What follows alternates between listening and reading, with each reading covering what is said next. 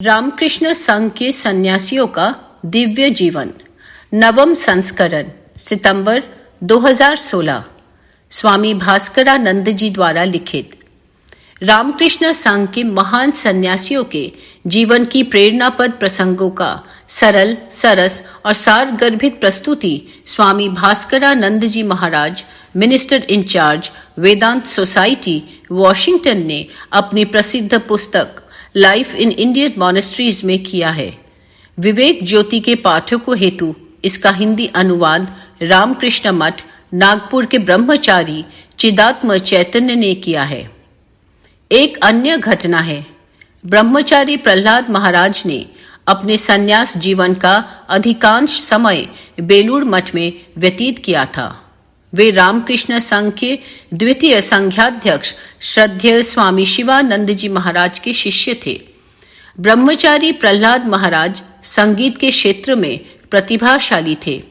उनकी इस प्रतिभा को जानकर उनके गुरु स्वामी शिवानंद जी महाराज ने उन्हें उत्तर प्रदेश में नए आरंभ हुए संगीत विद्यालय में उच्च शिक्षा लेने के लिए भेजा। अंतिम वर्ष सत्र समाप्त होने पर जब वे उपाधि के लिए परीक्षा देने वाले थे, तभी स्वामी शिवानंद जी महाराज ने उन्हें बेलूर मठ वापस बुला लिया। उन्होंने कहा, तुम्हें उपाधि, डिग्री की कोई जरूरत नहीं है। तुम अब संगीत अच्छी तरह सीख गए हो। अब तुम आकर अपनी प्रतिभा से ईश्वर की सेवा करो। बेलूर मठ में आने के बाद ब्रह्मचारी प्रहलाद महाराज को संध्या आरती के प्रधान गायक के रूप में संचालन करने के लिए कहा गया। प्रतिदिन संध्या समय बेलूर मंदिर में होने वाली इस आरती में बहुत से साधु एवं भक्त उपस्थित रहते थे। महाराज आवश्यकता पड़ने पर एकल गायन भी करते थे। इसके अलावा वे इच्छुक कनिष्ठ साधुओं को संगीत की शिक्षा भी देते थे। महाराज ने संपूर्ण जीवन गुरु की आज्ञा का पालन किया। वृद्धावस्था में अस्वस्थ होने के कारण उन्होंने अवकाश ले लिया और केवल विशेष अवसर पर ही गाते थे। परवर्ती काल में उन्हें कुछ हृदय संबंधी रोग हो गए। एक समय आया कि उन्हें बिस्तर पकड़ना पड़ा। एक दिन सुबह डॉक्टर महाराज ने हम सबको सूचित किया कि प्रहलाद महाराज के हृदय की अवस्था बहुत ही खराब हो चुकी है और वे कभी भी शरीर त्याग कर सकते हैं। यह सुनने के बाद हम लोग प्रहलाद महाराज को देखने के लिए साधु निवास में गए। महाराज भजन सुनना पसंद करते थे, इसलिए कुछ अच्छे गायक साधु उनके कमरे में बैठकर पहले से ही भजन गा रहे थे। यद्यपि महाराज शय्याग्रस्त थे, लेकिन प्रसन्न तथा सजग थे। चिकित्सक ने पुनः प्रशिक्षण करने के बाद भंडारी महाराज को सूचित किया, ठाकुर को दोपहर का भोग जल्दी निवेदित कर साधुओं को शीघ्र ही भोजन करा दिया जाए।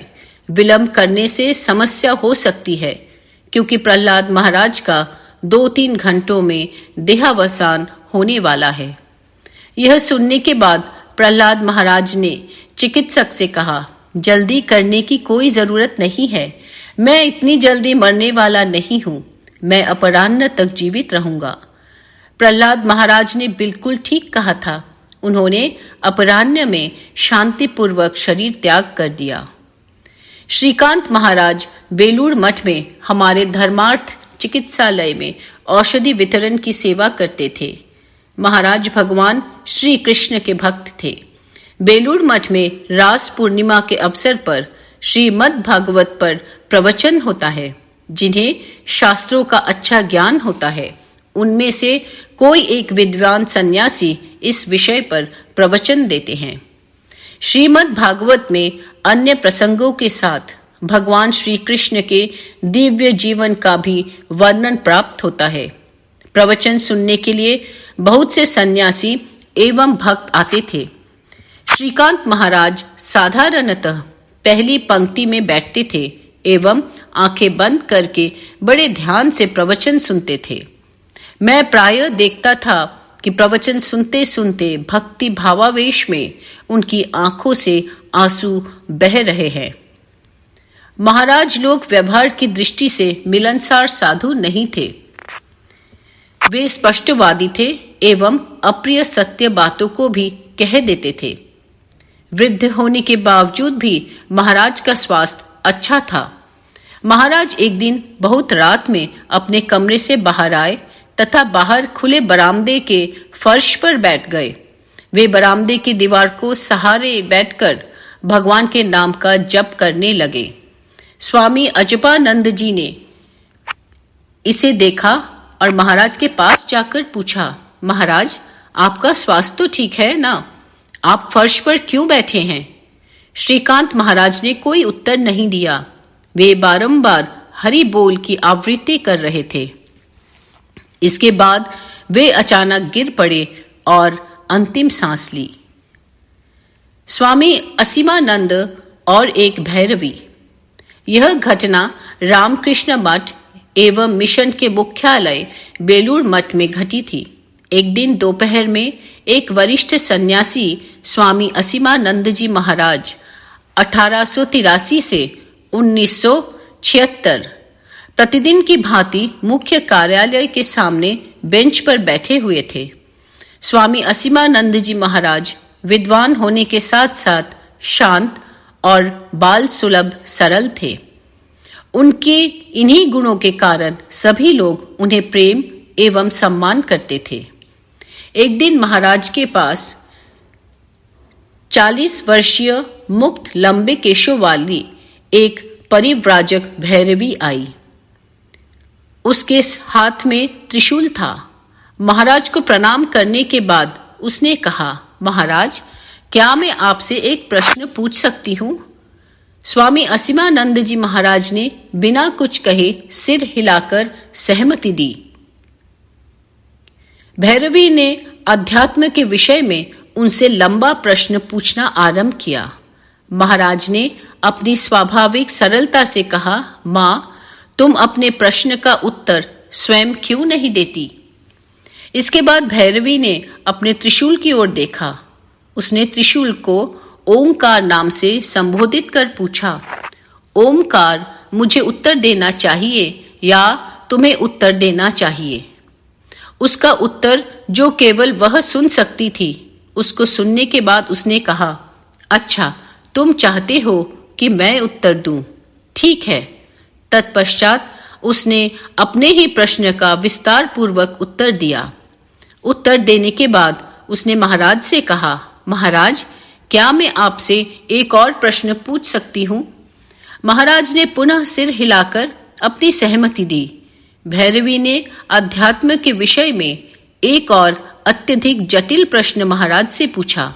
महाराज ने उत्तर में पुनः कहा, माँ, तुम अपने प्रश्न का उत्तर स्वयं क्यों नहीं देती?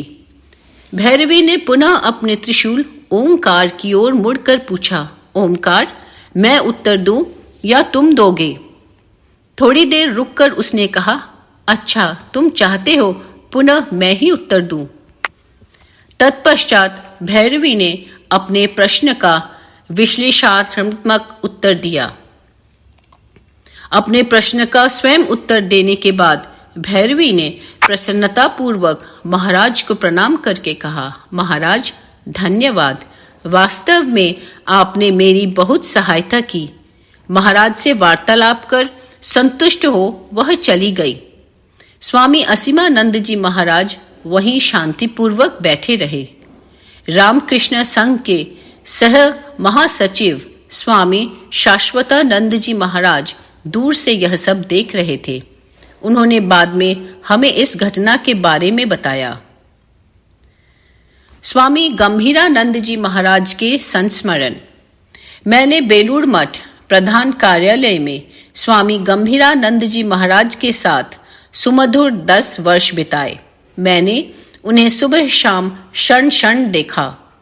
महाराज जिस कार्यालय भवन में रहते थे, मैं भी उसी में अनेक वर्षों तक रहा।